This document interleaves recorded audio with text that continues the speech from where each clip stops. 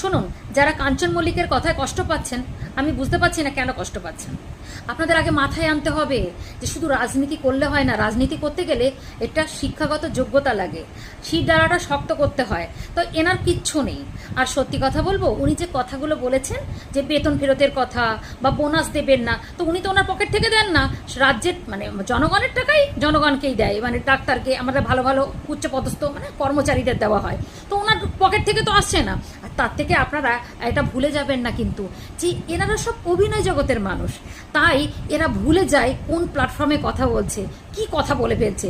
তাই হঠাৎ করে মানে বলে ফেলে যে না, এটা তো বাস্তব জীবন, এটা তো সিনেমার কোনো প্ল্যাটফর্ম না।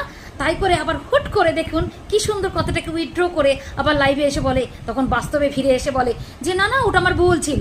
তা দয়া করে এদেরকে তো সিরিয়াস ভাববেন না, এটা আমি নিজে বললাম, কারণ এতটা ভাবার কিছু হয়নি।